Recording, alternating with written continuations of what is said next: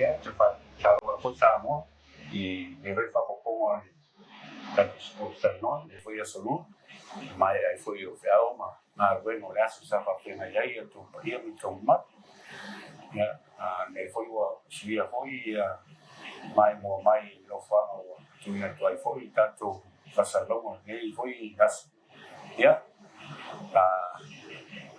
fa tata no foi forma fa mga foi taro lava ya so mataro mana il mato ba ne ala pepe i va pero fui mana que ne amo to a me ni aso bo sa va te ngai ya a velo ya tu le malo tato sports tan no le ya era no le fatto te lu no fenga malo ya la sata filo la vale le lo foi ya masalo le sa tutto mo fatto linga tu ngao ya wanga ya tu bisa mo se mato foi fara ya si dia le tu wa ba el fa mo foi ya ai tu to mo foi fanu ya fafta yo le foi na mai lo mangia to fio ka wa tu la no fa se ai na o lo mo ma foi mo no wa italo eu falei to ale matuonga le sana mato pestama sama dia que lo mamlama na tu ngara ya so mon dia ni mo ya se mon dia de repente ya me si golfa con mucha foi ya sa mo ni tu hace que ta tu poco ya si fio no va tu no va macam tu mai fondua ya dolato sai mo dolato ya baron malang ngomong dia baru boleh tawatai ya Malo lelita mo si Tom. Yeah. Pues era paanga. Oleh na kapua sa naya mai ye fui mon. Dia vangalu ya. Korea fo ri fa kan ye fo que é para mo mapo kisa vai ga mo ko pena el multi ni wa le la paanga ni wa le sa kapua. Dia malo le, dia malo mo si mo le pepe mo le fo, ni si ko le. Ule ya. Bon. Ya, maro lava se for mo, maro se for lang mama, ya, te mana tuna wo pai lang wo ya fatu lima fatalo fa ana yuso matutua ya. I just want to say talofa lava and hello to our Pacific neighbors, to our Fijian brothers and sisters. We say pula vinaka, vinaka vakalevu, ni sara sara tiko mai na sports Talanoa.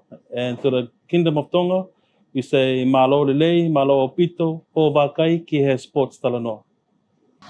Ang awa ko sa mo ya fakulima yo kawai lava or ka ya e lo ai sa skuna na e ka kala ala ko o ko ma ese e ya o ma na ma ko fa ko ma ya fa ma lo fui claro foi me fa fui e o le o samo o ma ko fa sa lo ko mo le fasima dinge mangi al no fo ma fo yo porque foi a Samoa que o papa fa foi o foi sumpa com o esquema já lá mas o que fa que calmo foi nem que mama que ama o ainda o que pelo correndo aí mas isso é mal aí porque foi que ele ia pula maneira o mas foi ia pula o correndo não foi algo como o carbono o promoting o lá se foi mal lo Esa no tu nang le tu le fu nang au le tu no foi mangel ya nang au tu flexi to te le tu no foi parlan yo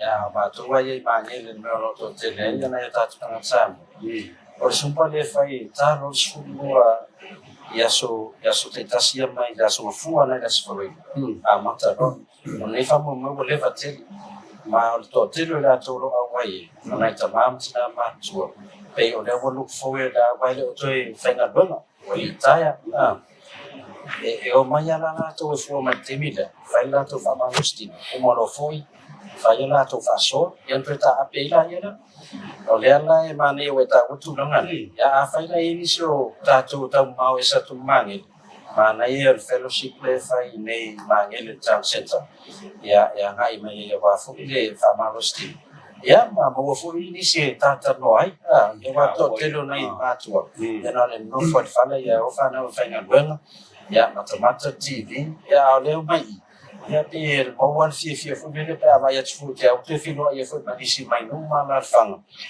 ya la to te fa so a fa ta ile se to fa wa e u ta to ma ta si maki wa pe o le fa lo no le e te rita wa ma mau dia e su ya o lo ma sa ni wa la va ya le fonga ta ma fa o na ta to ta samo e nei mangel tau mo Moni le le tasimaki ro ma wa ke po ma le ya ma io ya a se voi te le o kalo ma ulu ia ro ma ya fa ni fo va ya so ma fa ko ya so vai ko ulu so ia fu ko ma le wa o ta te fanga ba me to no se fu ma lo ni ke po o le ala fo tuanga la vartas Avantas. word fa so Yeah. la vartas word fa so io il lo sa mo ke po sa mo mai la ile fa no fui ora so Mo se le ko kele o le tasi makero ngai le no fonga le tau le Mega Shopping Center yo le 1A le no Maryland le Talanoa ia afa pe fo e te masani e sau i le le foi ka fa kala pule runga no era ko le ora se wa le kala kamela ia o lalo tonu le fale sa mar sen ka fa o le ka o le apie wei pe ala o esele ngo pe ala o tau sala pa ia just underneath it is Tasi Market e mo umaia o loa ko le me Samoa o me tau lima e fa pe fo ia isi lo me Pasifika na tu so te mi ona fa Talanoa le fionga ia faltane pira silva ia wa fi isi fa lo i lo le Tasi Market lo ye it's really good place for the Pacific community e mo fo ia fue o ka ngoa me se lo la kala me polyfest ia ko fo ia pa pe fo fuspa o bonga le fa ima os pa povi fa ma o ye o ye como le Ah, meta foi wa mo manes. yo E fai il faus. Io fio mai tala mai au. Io le va ka foi me la uri ngo ai faus samo. Le foi la mo manes le. Ya wani. Dai mal faus. au mai umai sa Samo. le la sua ngai ka ko fai fakoanga fai va lo fa pena nga lu me sa mo ia o le mo me ngel Tasi Market ka kongore o ka oi o le mele ka ngoi ringa sa mo fela pepe ma mo te foi e lo la foi fo malo lo inga foi o la matua ia awa ia ka ke ko la i fo ia o ka piro fa so solo matua foi le pe o ka wo mo fare pe o ka sia mo fo fare ka foi o ko kupulana ia vengi ka mama kinga ka pira o sumpa le fai ave ngo fanui fa sa vel vali fa ngai yo me ka u fo mole por o mi fo so fu ma kula me fa pe wa fa ya ku sa vali ngal va au me ka au mo Ana mo ni le. Le mo ta o e. To le fo sa vinga to le fo e fio o su. Ya wa te ni salo e.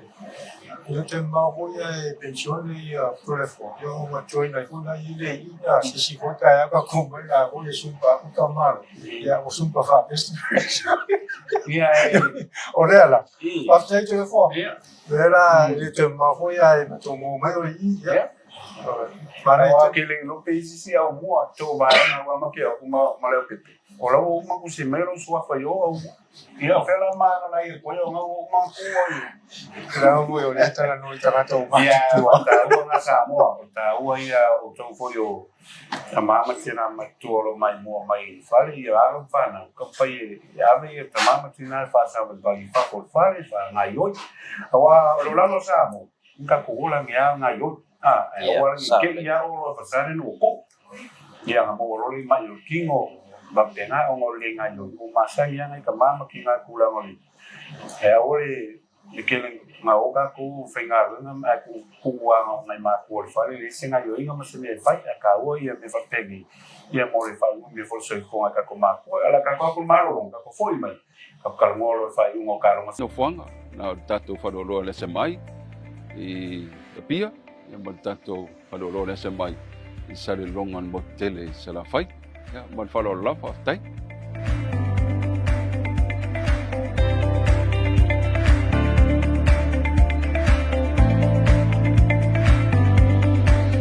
ia te fatala fatu sa mo ro man fongo meni tula to sila mai ro ma pata sini mala fionga jadi pule ile tasi maki mane ia da fionga faltane pira soba ia maro sui ko la maro fionga maro le soi fua anai tai te fatalo foi le pai man mario te ko le mo ngal le va ga mo le noi e mo fusieta fatatano Porque man fa no mai do fa de wale sports that no nes ai fa si ia se fe so no no ko ia alo wa ko mi mo ko ta ma ko fe foi le me eu no mo me tanata ia le follow malu fa tai mo fa si o le tatu whaleroa ia o le tasi market o tasi ala tatu la le te mine o le inei i le Microtown Center i ngei Beta Drive o le Shop 1A matou e whaingofia mo wale matou whaleroa pēha pēte i mai le tūle i le McDonald's le interest na o le tūle ia o le Shop 1A ia o le tūle whatale i pasi na lo wafia mai tonu matou whaleroa mo mua le tamatau le pēla puna whatu le segment mo mua le tatu pokalami o lunga mesa ene apia wei mere sa ta faia o mo no to le faso ia a lo tono le apia wei so dan mo fu kala pura mo kala ua fai no tau sala ilo le le asa ya la masa ia ba dan ia to sala pa le lunga a lo tono le to sala pa le ita simake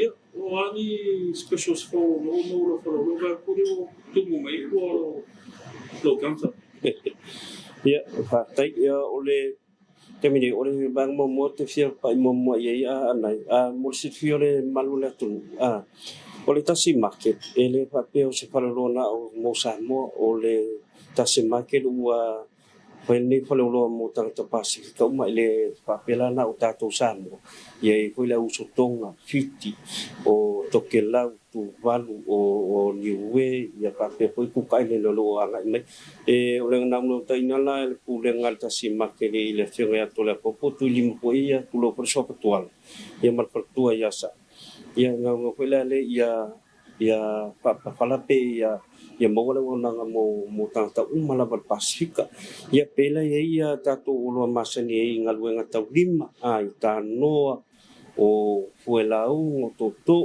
o asoa ya ula fala ula nifo ula sisi ya eu foi le vangale ya foi meu fuelau ya pape ya no tano aba ya foi le tu o tamaka elo o tele se va no tele o fata pela tite toia le au na ngal tasi makin me ai o lo mo me ya so o le ngala fam talanga ya pe o ta talu e talu sa mo le foi talu fiti ya le foi tato mo foi tato ese was poesi mal poesi ya fata foi to malu nei tato fali ya sau le meu sam popo ya e foi o lo pe vanga le sa mo bitem sa le ni so soni foi ya tasi makin ya mo la to se le ni so soni la po kala me la to ngalo tai lima pe o ata tu stusi la te pai ki pulmo ya mai si vai ya special te me le pa u tato ulu sulo no ta la pe lo to se fu la tato talo le tu ma volta o lu fu ya sa le mamo le pa u mamo lu sulo no ta la ni mamo lu kilo ya pa pe ya lam chop se le lu se fu ya talo fitilo pa u tal pa e lu fu talo pini ki lu ia lua ono talu viele ia mai siano loa i o loa e te maua nei i o loa matau i ona tūlanga i whitau le lei ia i reo maua lua sisi au se whai ona na mo mia ma whai ona te whātau le mamano le tulu umareanga ngar whāloana nei. Yeah, just want to let the people know that we are currently here at Tasi Market based at Mangere, shop 1A.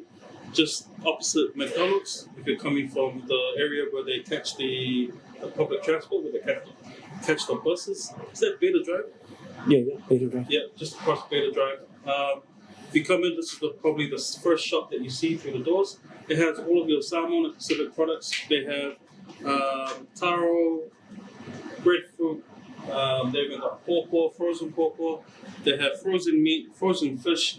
They also have everything that you need for whakablawe, for salmon whakablawe or tongan whakablawe. They sell everything here, from plastics to containers to to cups and folks. So yeah, just come down and check out Tosi Market. Talk to Falatana and Peter Silva. They'll be able to help you with your needs. Yeah, no feel like it's just so long. Tai. Malisiwa ngai whamaratoto o le maua le tātou pusa piso poinei o le Pasifika.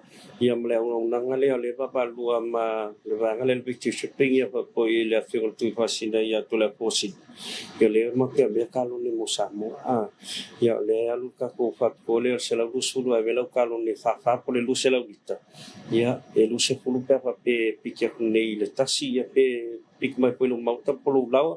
Ia i le pasutala. Ia au ni siwanga ia fio mai whatatele atu ia au nei ia whapepo ia le au onanga ia whapepo lau whangarong matpule ia wale so sonima le wa ingo hui o tātou tānt le angangon whalon whatai. We're going to go to a break and then we'll go back to the boys. So, kako pokalame, whenga malolonga ia kunga glor kemingi fui e whanga solo mai ia kako a ingo hui tālonga sa whawhenga i elbu ken tuana. Yeah, malo. O le whaatulanga ina i o ai o tālonga me le vaesole o tuana i le tāmungisanga le Supalaka Pi Pasifika o le round 6 there wo mai atu. Sa man malo le au malo si le Chiefs i le moana, 5 ai i le 35 le moana. Man malo le Reds, Bluwave i le 13 le Highlanders. Malolo le Blues i ai e 10 i le 5 o le Crusaders. Man malo le Waratahs i le Brumbies, 12 i le 13. Ma le tālonga mulmuli malolo le draw ia i le Western Force i ai e 15 i le 5 a le Western Force.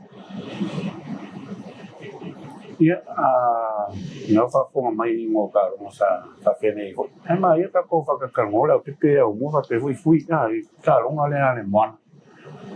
Ora sko a mai mō hoi, man ki kira me se hoi mai mō mai sa mō e kāronga.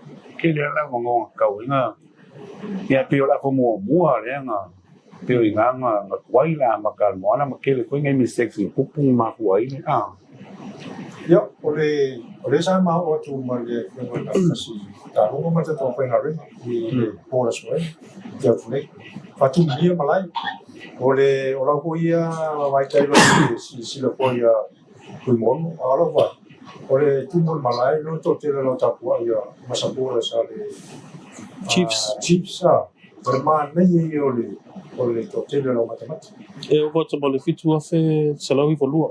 Mane ole turanga nai la mai tau talo ole amatanga sa te na sa fa mai le Chiefs ole o talo o me sa na sa kick off kasi la ma le avitum fa solo mai fa o ngai lo le la vai le Chiefs kon mo kwa le o lava le marusi mo mai le ka marusi al mana ya na si sa te fa ngai le sifi le mamau ho le ma le fa solo ma ka lo ho le ya ko so fa fo ka lo sa we mo so sa ta foi si pole le Sa ia whaapea whonga le o le woman Talanoa i langa au mo nisi tālonga e mo umia le intensity me le amatanga se e tau lava le whai unga o tālonga.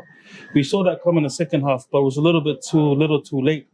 Tato wa'ai for le au le Chiefs. It's the number 1 team in New Zealand right now and also in the series. To tanga i vonga le au le au le Chiefs e to o valu tama o Blacks e to o 5 pe to ono e tama ia le representing ia New Zealand development squads. Ia ma le to tele fo ita alu ia tunu fafu. Ia le au le moana ia ngale tasi to o Black ali ta alu fo le po. Ia le songa ia artist of there. But it was a really good game. To me, well done on Moana Pacifica for trying to maintain. It wasn't an easy game going against the Chiefs. Kara pepe asa u. Ia atono ta walele ta tele ia ile. Ale mata tu highlights isa.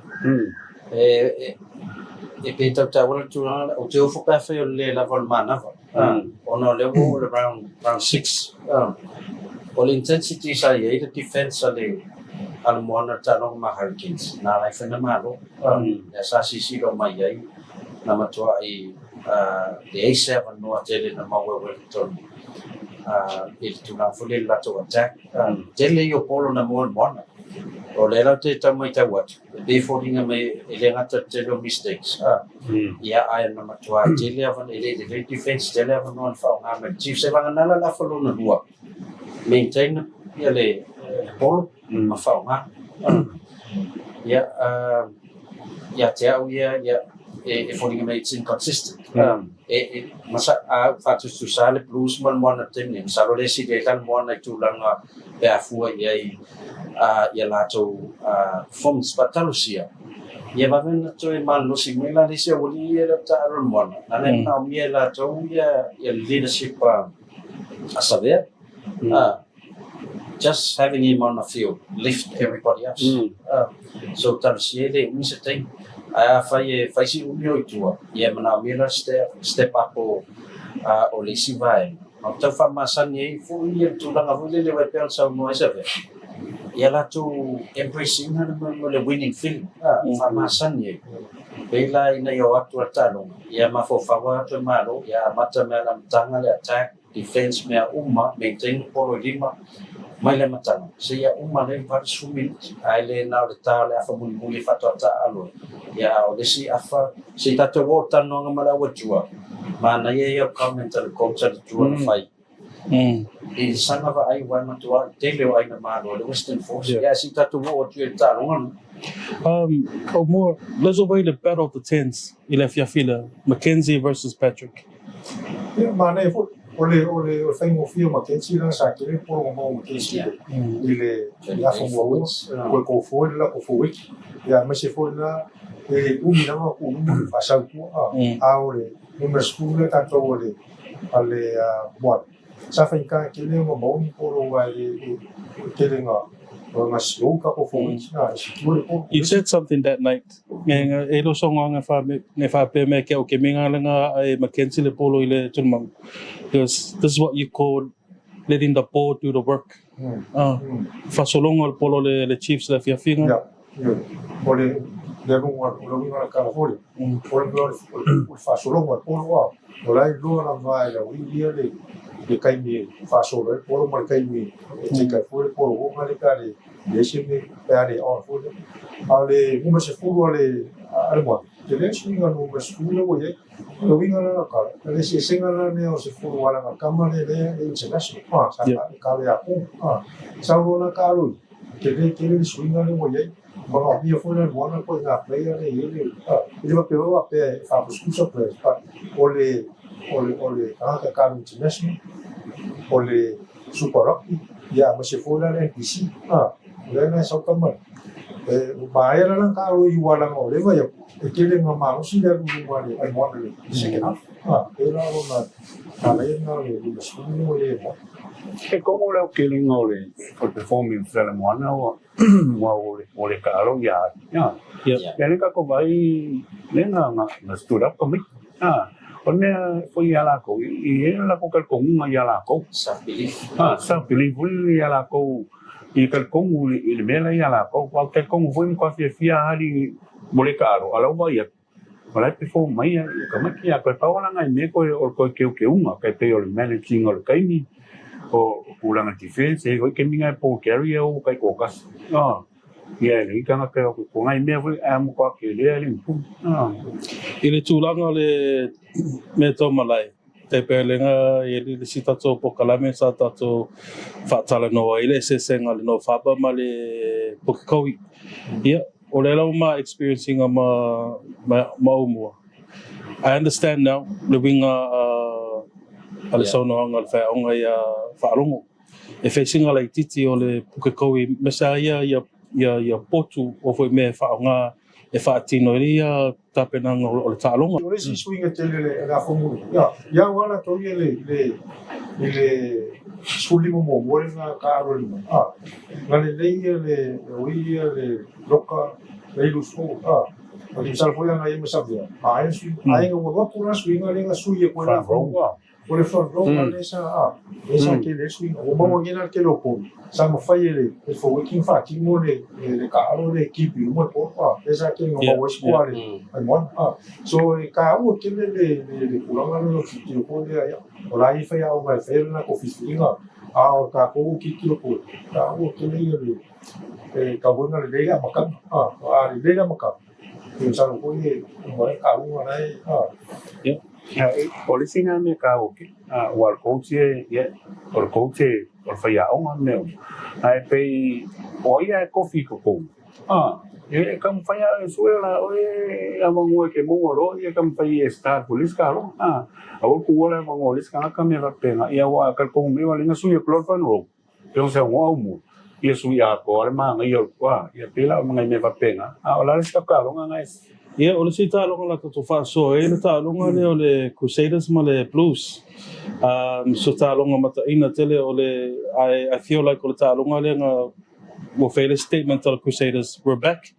I think ole to tele tangata e ngalo ole Crusaders the 12-time Super Rugby champions. We see awe te tolo la to malo but Crusaders has held that title for 12 seasons. They certainly look like they were back. Mangayale lako set play, lako set pieces I la fiafila. Talanoa for the coach of the Blues. He said that their set plays were completely demolished. Lako skalamu ma line out. So kudos to the Crusaders. Manaya tele talo tamalo David Havili. Kape fole fiki le nga score fa alua. Ila aule Crusaders.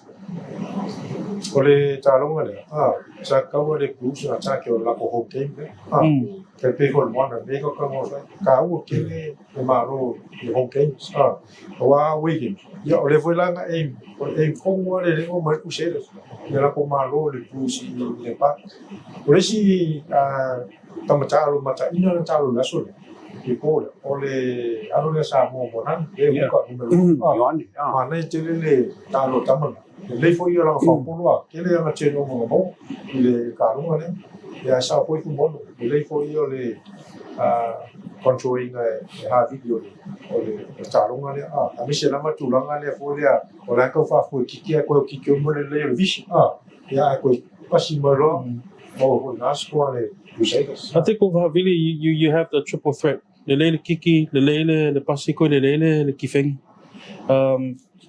O le wing o le ngo le fiki le wing I o Crusaders o chai fi haki. Ya tali ki fina la tu nome ne pila. Ai ato lo fom ma fa foto sante. La mono champion Crusaders le dua fegoto. Tu sale mal melo mo le plus. Mo ya la non sui contra Crusaders. Tamta aloy, pautana te le richi mo. So they went through a really tough time last year. They didn't make the 8. Ele yo le vai. Le foi la tato vai le Blues. Ma sampini le steps wala tu tamaya. Tu isi tu. Wasi dia tu wala tu fa, tu sa por el par. Va na la tini. Fe rolo le habla de vela ya. But it's not an excuse then. It's a professional era. Yeah. O isi foi back up la ya. Sta foi na tu malas malas. Step up. Te masalo atu e ina le Blues I vai aso le. Yeah. Ma le malolo, le pai le Chiefs ma le Blues vaso le. So they need to win the next 3 games. E pa watu langa lo na sidi ya mwana ma le tua. Ona na to bonus. Yeah, bonus points. Ai tapsia na talonga mwana ma tu sega ri wale na nga ya tulalo. Ya mana ya wai, wa ya tu sa tu sega no sa wa. Ya ele to wa 7 no ini taru men tu pulastia le na le na le top 8. O ese me o que le mistake sole que basic mistake foi sapo Ese bolo line out. Te di mai line out na pisa la o me ole na demo. Yo le scrum. Eu vai pegar o sangue no. O que ni vole ko ni me ko ni se va piore amare. Mo wa lo na mo fai. O si tu langa le o la te ka mo so o le no mai au ni le o wala ko lo ko ma ma le I ko ina ke ka le ka lo pizza so le puse sai ko sa pe fo mai au o sa ina biro ina fo sa ko in ka ke la ko prima diferença a que milan boleh orang tu sisi pun nggak opsi pun kan, yo salku, boleh back line pun nggak move baik dia nak fing ofia mana di defense ko, kau ya le check le, check aja le cruise la pakai back, mana ya jadi kalau di ngaleo Mac Springer, he's starting to really come out with confidence. Di tell Talanoa. Ia wale ka faso ai kelo awang sila ka awang sekali ya ulun ka alung jo Well, they're doing really well. Malo was cardi the weekend. Iya solo ya ulun sekali ya I think ole memo muai ole famano lo ingo de Rebels. Ya la was spread momentum ma de Rebels. Ave famano si mai si awe fire to. Ya na ma to adisia. Pe foringa mai o move le o tala fia ngai le mo stadi. Wa fa pe fo ni le fai a ole Rebels. Terminate last track wa o stadi ya ita sa duma ya Talanoa mal force ya tulanga le or force asu ai awa malo ya so ya pe ya na lunga lima I think force might be 5th or 6th le tala le fa ya una mantole na malo le tua le Chiefs ele vai asituar ia fai fik ya famatala coach ilana va ai le attitude lana out Talanoa to o West Perth ila to tapena for my matoi holiday mode it was switch off for the my intensity ma preparation ma sanai orang talana na fai no pe no mau for my matoi holiday ya le awal tu ale mele na tamu tu ma olala tam fai ngaru ina ta work line ma fo fa ina ya tu sakta alo fit wa fa orang talana mai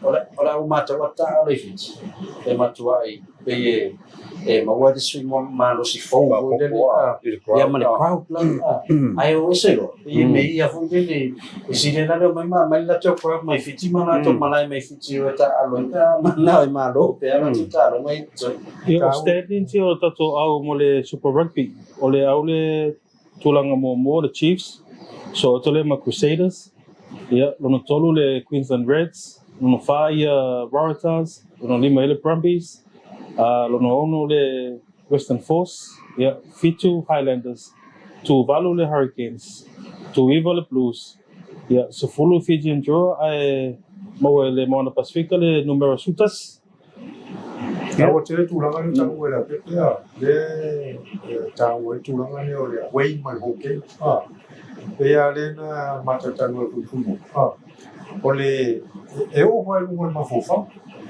dia away lu, dia away, dia voi lah, dia oleh sih, buat jadi yang ada mafofa dia tahu fikir fikir tak ada sih, oleh sih malah.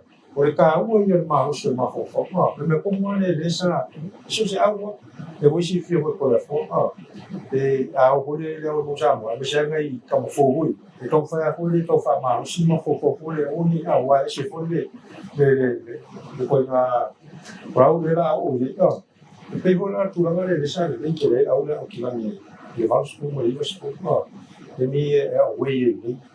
Mukua manusia pelo pelo sekali ya, mukua fika orang itu sih manusia o mafofau kamu ni oleh kompleks semua kilang itu ni, jika awak kira ini mana ini oleh mana, yang mana ke fungsi di home ke, ayo polis misalkan, mukua kira oleh falik, buat saya buat tu langan, orang ni vai ngapun capin pernah mahu beli Ep6 itu langari away games.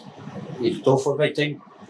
Ya wa tai no tatu sa muan manue away ron to happy ya la chi chi va de. Mo fu nei familiar but ya auto preparation chi te to ta alo esmen sa. Ya.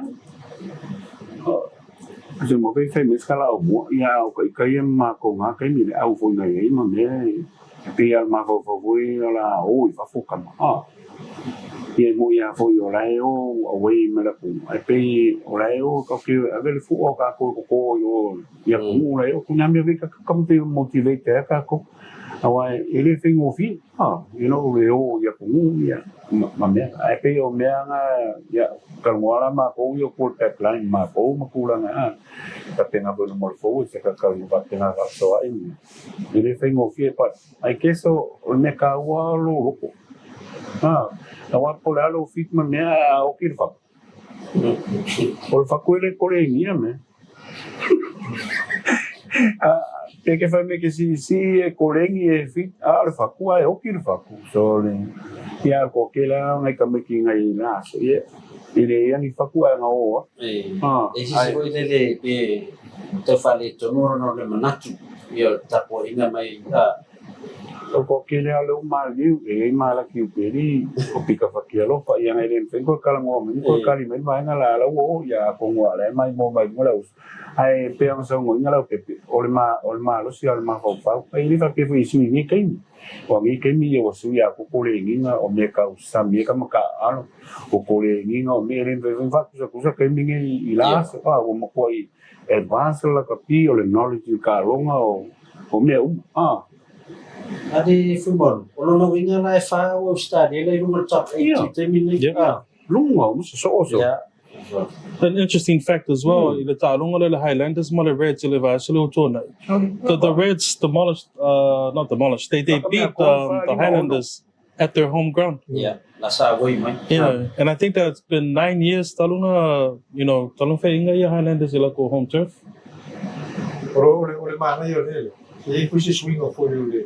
Mito san Mona kila ko sana pe to bine klava ka pongi ni sino ko ai kasi ape wo ya wo ska dia ole ka wo mai ngale ko fa no ma se fa no I think ko disi vai mata ola ile mela tu mata ya tama mai to no start ko the serious name the British Lions Lion na ia yo to no tipo te lo foi la le pulenga la coach ya switch man la to o lo ta milo mai ia fa foto ia o tato e piki mai le la performance super a tono se tu na fa pena e le ia se si o fiata alo tua le a wa pe o lesi e le tono ai o sta ia le ta la mata e te me malanga mai le o lion o le to fa a tu dia o ta lo mai mau pena ise te mi foi le e mau ese wa puringa mai na a Africa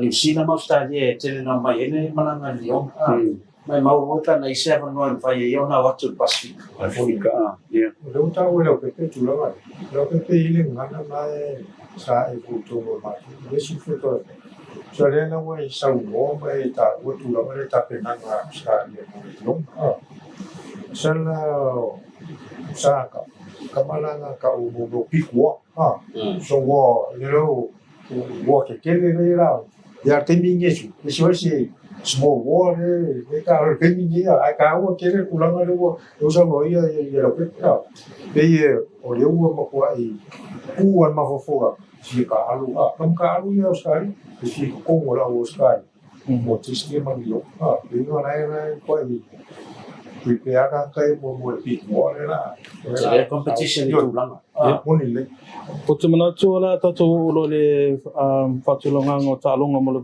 le week, mo le round 7. Ane? Yo, toi foi mele Hurricanes me la ko pai o la whapena ta alu whatasi mo le Waratahs i le solusu valu o mati o las whaleile nei. Yeah. O las whaleile foi ngā o le Brumbies versus Highlanders. As tō nai o le Crusaders versus Moana Pacifica e whaidolo i Christchurch. Yeah, alas tōna i fōi o le Reds versus Force. Aile i tato o tolisi tūlanga ia le wele mea fōle tato pokalame ta o le top 3 place, but the top 3 scores. E nā whapena mata ma le whionga ia o mua le vaso le tea. Ia, te tō whionga whai mengiro top place o ngole mo le round 6. Ia, a pepe. e tamasanga no match Yes. plays or Plays, it can be plays or scores. or scores. As much as I hate saying this, but ole bloku malo sila groups can you malo Crusaders sila groups. Na ko kele foi a wo ko anga kele fai me ya but I feel like that was the complete performance. E kaula kalaka le vai ke before the dynasty Crusaders le na ina so o ai ala ko la kumaro so ala piki in terms of game of the round this is a team who didn't make the top 8 last year beating the current champions Congolese or number 1 or number 2 I think they got good for will come back and won if anything Salek koma ko kausa olo fefenga ngai o selau ai Chiefs but whatever tana manga to Loswa Fano said inside the dressing room the players responded they have it in them so it's just a matter of le fa mangaku ko fang but ala ko kali inga fo ko coach le kawang sela mele the first half. I think they can go a long way. Yes, dia kulang ngai lo le mesa last year. Ole my third one ole malo ole rates the Highlanders. Or gaming les amakanga mele Highlanders in some way. We're starting to see the Jamie Joseph his influence. Le fanga solo kakari ko sa maya panya ka ko ka lo la ya panya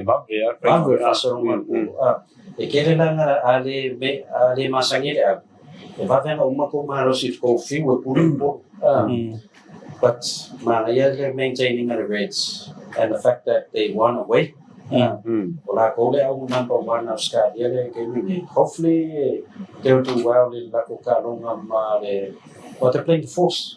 Yes. I think that will be, well, it's not an easy game. Now, the force. More or less, Highlanders, the force. Patricio. Highlanders, he never made it. He said, I'll break on New Zealand. And be careful, Sam. But look at my impact the force. Hopefully, he makes himself available. Motako Mansano. Yeah, all we are, Coco, nobody delivers that will prepare. Okamiki or Monan, Yoni, Crusaders. Huka Crusaders. Okay, Mumore or Maka was star, Okamiki, Solomon, fair comb. Yang lang channel play ke ko lu yang still inga mo ulang ide ka ko una la ya kai lo ya is a long shot but le lo pe ke wa lo pe ke wo lunga le kulang lang ba ya kule ila lo ko kami ya lunga lo o ha vi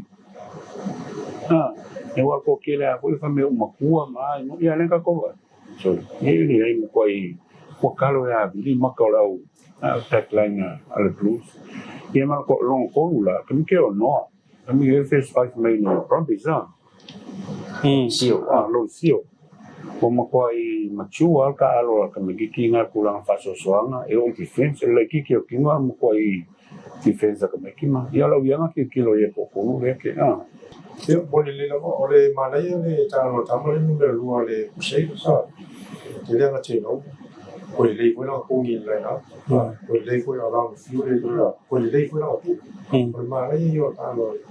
Ya male tasik le buana le nga sekolah na sekolah ya vida. Nga tasik. Oleh kasina tulang suwi ko ka. Wa agade boy tasik na sekolah ngani Crusaders sa.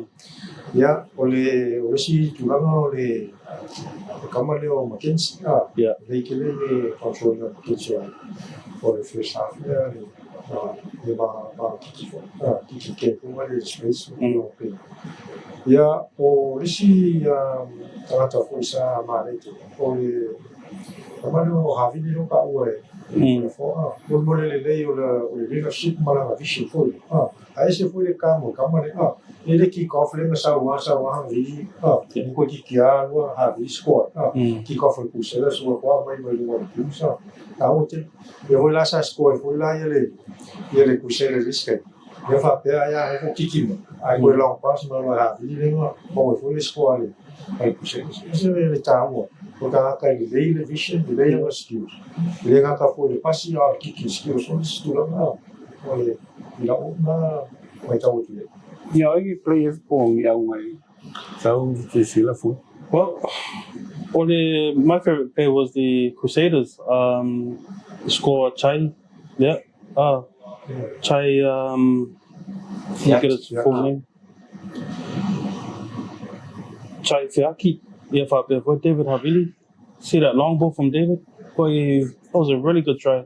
But see, my second pick for tries of the week. Ole Talanoa Brumbies more Veritas. Let's score the Alpha more. That was one of the. I haven't seen those tries in a while. Ole see boy le round level much. Ole tele high ball swung le kick and chase. Lenga mo score. Pacifica. I think every game had a score by high balls to the corner kicks. Well, the skill less at the from the Ricky. Or Kiki Crossfield, who did it from Nanapovi, AFL, the Puma Lunga, Leocaco, I will utilize for the Kilo our copy, a bill of Scadia, Namacam, Yakonastal, You also move for Lao. Yeah, the Merakakali, Raki make a Rocamario, there's a word task. Swali. Yeah. Ako ba ilo wa lo awarta ko but ko mga mira ko mga wakang sa kung ina ya iko kile yo kami kile ya rebels or they come on awartas and I feel like they've just started. Ele umingi ay marosi sa ta kumawo man la ko tima ko alam mo mo may perfect prediction so around the so Around, okay lah. Nado to sa oli. Polisi kamu mga alo mo le sa mo le Probably also. Mana kilele ele ngata por marosi ro kamu. Ya mai ko yo la vision ma video ko si scoring ya le wartas. Teo que falo ina tu la le ta we la que tamale o tamsin Olha, como eu disse, Carlos, a realidade das que eu vou forçar.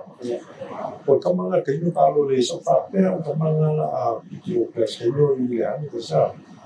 Second, primeiro, o Marcio que fez ali. Ele como tira, ele põe a fazer boa, ele vai cair, ali é pequeno, mano. Body layer, olha, Mario Carlos, que ele não ia força.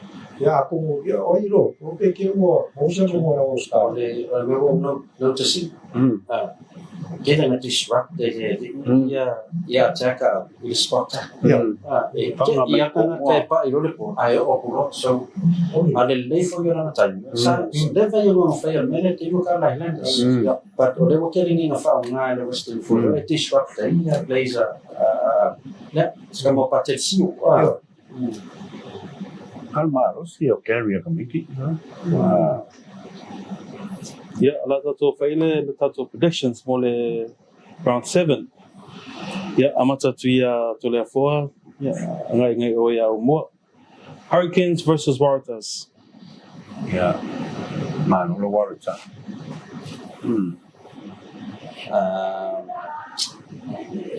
Okay, the man of Hurricanes, they got at home.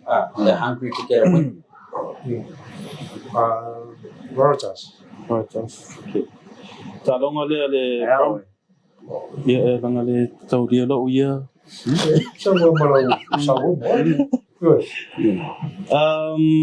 Hurricanes. Yeah, what Hurricanes, what Waratahs. Yeah. Okay, Brumbies versus Highlanders. Man, only Brumbies. Yeah, Brumbies for Highlanders. Brumbies. Crusaders versus Moana Pacifica. Moana. Moana. Yeah. Crusaders. Wala.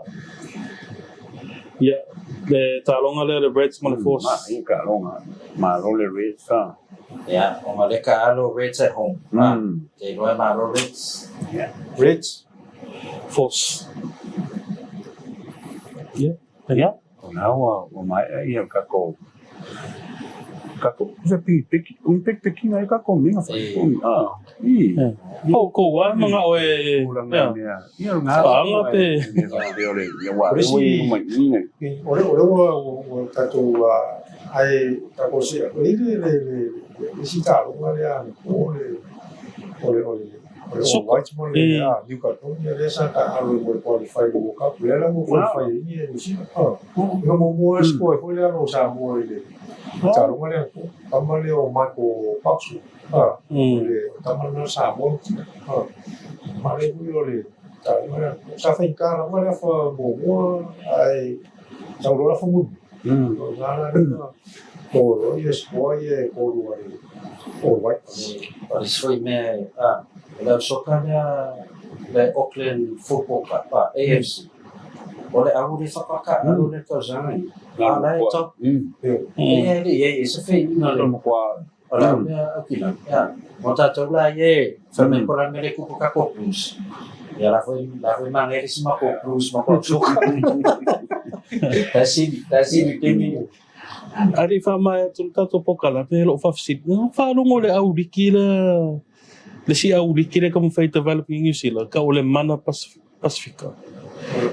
Esa e isa falo mo e ole ka penga au mo le mana pas kai pe ala mo e fa penga ni Niki.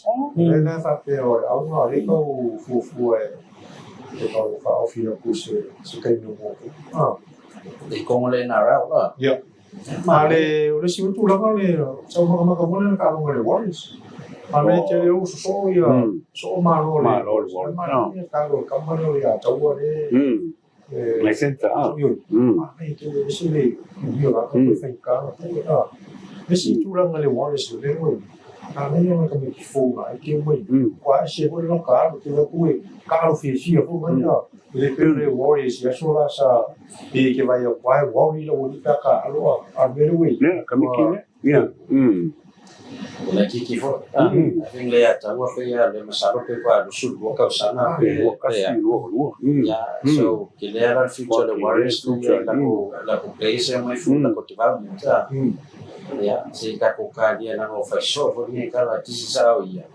ya ya ku so le yo ka si ya ma o foi il verso fo ya samo la ma ko so e mai le mana Pacific Coral Wiki ya la ula ya la ma ko mai ya ko mo mai fam kala no fika ka ngoinga ya masika longa foi I ngo ka o ka longa ni weekend ya o ko fa fonga mai foi ya linga foi o fanga ka masa ka poi foi maka alo foi ka sigi o ya lum fa na sa mo fa te foi ya lo Pacific ai no va no muy bien esa no ya no si dia fumo ko le ale vai de wa luego le yo no vai Ini dah salah kok. Itu di sini mau tasi makan. Ya. Kalau mau nilai sama dia siapa yang Amerika. Karena usaha ya, oleh papel pepe fama tu. Ilengi vai la au lengi me palu. Sa o lunga sa salapa ko ku kongol fang. Lunga sa salapa. E ko sa sapa masalia. O ko la nga pe o va pe. Nga kamale pe ka o va pe lunga yu ka pe pe. Ya ile ama ya wa fai ka o wa. Fai ka o wa ya e sa mo o lo mo I tasima ke ya vai ne ya nga ke le ya ka ko vinga la ka pi ka ka alu talonga ia kai la la ngonga foi momos o kingo ile nga ka wa ka le vai o kingo ma ia marisi me wa o mo foi oi ma le vai ni ya nga ile nga kai ma ko fa o kingo ma ya nga ia la mo wa ya ia sa mo ia ma ko Di nga o karame foi fa poponga foi o nespos no ni vayas fo ka ko felo ya como foi o ye ya ni si fam kalanga fo foi bangi un kalong ka ki ala ku pungu ki aya so pekin lava mai mo mai e mo ye kele fa so ngo ko ni afiafi ya aso fa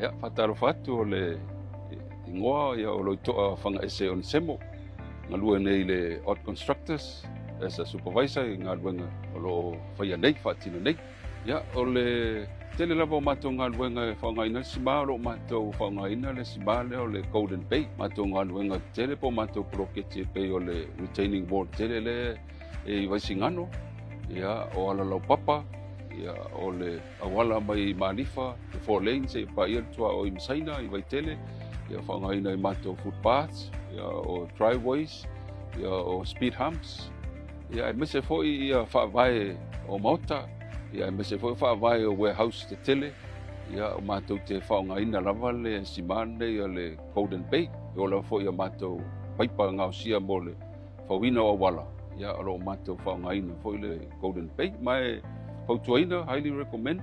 The quality, ma le malosi, le finisi o le sima, toa le lei ato toa. Ia e recommend ai le whangaina, mai te siri mai po fe mau ai le Golden Bay. Ia le sis no whanga, na tato